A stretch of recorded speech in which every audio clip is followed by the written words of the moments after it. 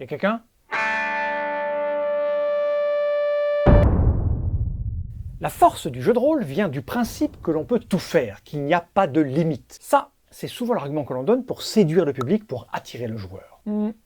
Il faut se rendre à l'évidence, c'est un bien joli mensonge.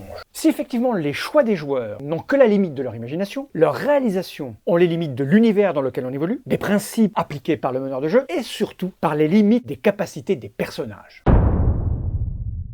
Dans un jeu de rôle, on ne se joue pas soi-même, on joue un personnage. Et quand bien même on se jouerait soi-même, il faut bien vérifier comment se déroulent les actions qu'on a décidé de faire. Il faut les simuler. Nous l'avons vu dans la vidéo précédente, et si ce n'est pas fait, je vous invite à aller la voir, que pour simuler, on fait appel au système de jeu. Et lorsque l'on se lance pour la première fois en tant que joueur dans un jeu de rôle, la première couche de système à laquelle on est confronté, c'est la création de personnages. Chaque jeu de rôle proposant son système, chaque jeu aura donc sa propre création de personnages. Au milieu de ces centaines de propositions de systèmes, il y a tout de même quelques constantes. La première de celles-ci est sans doute la feuille de personnage. Et oui, dans bien des cas, votre personnage sera au format A4 et représenté par des chiffres et des notes et écrites au crayon de papier sur une photocopie, ou 21e siècle oblige, sur une impression maison. Cette feuille, en tant que joueur, on y tient comme à la prunelle de ses yeux. C'est bien souvent le seul élément que les joueurs ramèneront chez eux entre deux séances. Un joueur sérieux a toujours avec lui sa feuille de personnage, son crayon de papier, sa gomme, son set 2D et parfois même une petite figurine à son effigie.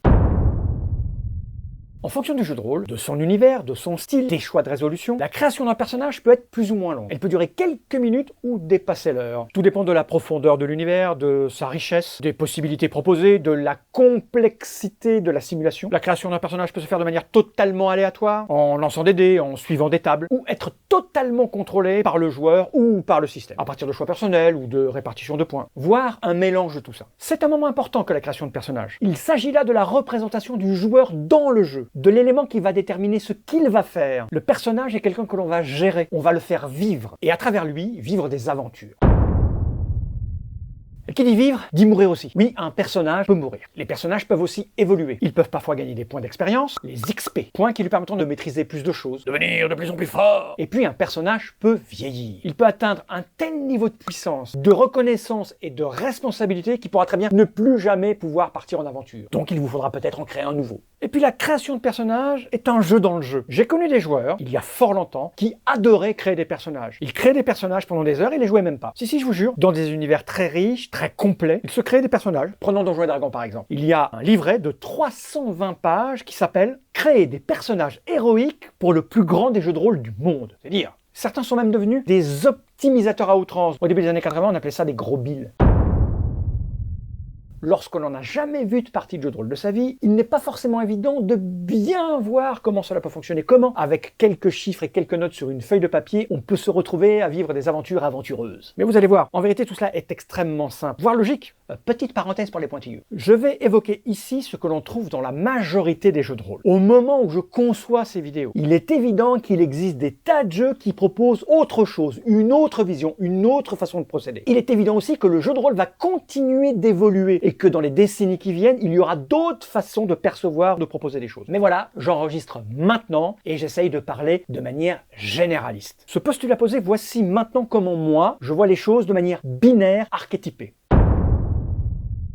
Les jeux de rôle classiques partent du principe simplifié qu'un individu est composé de deux choses, ce qui est inné, ce qui est acquis. Il y a d'un côté ce qui le caractérise, sa taille, son poids, sa force, tout cela est le plus souvent nommé caractéristique. Et de l'autre côté, il y a son savoir, ce qu'il a appris via un métier, via des formations, via l'expérience. Et ça, le plus souvent, on le nomme compétence. Donc, on se retrouve avec les caractéristiques et les compétences. Tous les personnages vont avoir une évaluation de leurs caractéristiques. Tout le monde aura une évaluation de sa force, de sa dextérité, de son intelligence, de sa constitution. Une évaluation généralement chiffrée. On peut dire que les caractéristiques sont un socle commun à tous les êtres vivants de l'univers. On pourrait même aller très loin en disant que par exemple un caillou a une intelligence de 0. On peut trouver des univers où un caillou aura une intelligence de 2, et bon, tout est possible. Par contre, les compétences, elles, sont propres à chaque personnage. Tout le monde ne saura pas crocheter une porte, escalader, piloter un avion, combattre avec un sabre laser. Évidemment, sans la compétence adéquate, on pourra toujours tenter d'utiliser quelque chose, mais le résultat n'est absolument pas garanti. Les compétences étant nombreuses, catégorisées, classées, chaque joueur notera les compétences que son personnage maîtrise sur sa feuille. On a donc un tronc commun, des caractéristiques caractéristiques, et des personnalisations, les compétences. Pour évaluer sa capacité à grimper, il est probable que les caractéristiques de force ou de dextérité vont à un moment entrer en ligne de compte dans le calcul de sa compétence d'escalade. Logique. La question qui peut se poser, c'est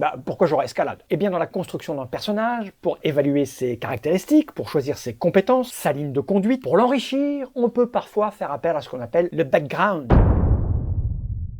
Le background d'un personnage, c'est son histoire. Qui il est, d'où il vient, quel est son but. Un background permet de situer le personnage dans l'univers dans lequel il va évoluer, de lui donner un but, une façon de voir les choses, de donner un sens à ses actions. Dans la création d'un personnage, le background est une étape qui peut être importante. Certains jeux de rôle n'en tiennent pas spécialement compte. D'autres laissent libre cours à l'imagination des joueurs, le laissant piocher de ci, de là. Et puis d'autres encadrent strictement la chose, en dictant tout. En scindé, paf, hobby de cuisinier. Voilà que vous allez pouvoir prendre la compétence maniement du couteau de cuisine. Ce qui va vous permettre de préparer un bon civet ou de vous défendre avec. Il est même des systèmes qui proposent des faiblesses, compensées par des bonus, ou de tirer des spécificités, des signes distinctifs. Une cicatrice par ici, et un fond de sang bleu par là. Une peur du vide. Bref, un background peut aider à construire son personnage, peut aider à le jouer, mais on peut très bien s'en passer. C'est à la convenance du joueur, c'est à la convenance du système et du meneur de jeu. Une fois qu'un personnage a pris corps, qu'il a un métier, une caste, un but, qu'il aura été défini par des caractéristiques et des compétences chiffrées, il sera alors plus facile de savoir de quoi il est capable, vers quoi il tend, et surtout s'il réussit ou pas ce qu'il entreprend. Et là c'est très simple, dans la plupart des jeux de rôle, il est des situations où le meneur de jeu demandera d'effectuer un jet, indiquera la compétence, avec tel bonus ou tel malus, et là le joueur n'aura juste qu'à effectuer son jet de dés, annoncer le résultat, et le meneur de jeu dira ce qui se passera. C'est simple.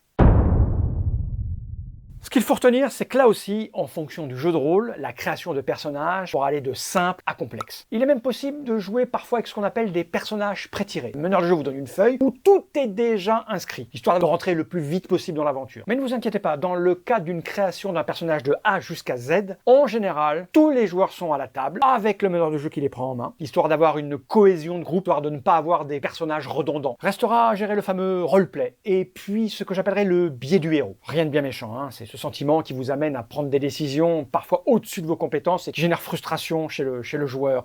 Mais tout ça, j'en parlerai dans une prochaine vidéo. C'est pour cela que je vous invite, si ce n'est déjà fait, à vous abonner et cliquer sur la cloche pour être prévenu de la prochaine mise en ligne de vidéos. Parce que je vais revenir pour parler d'autres éléments. Parce que le jeu de rôle, c'est simple et c'est complexe.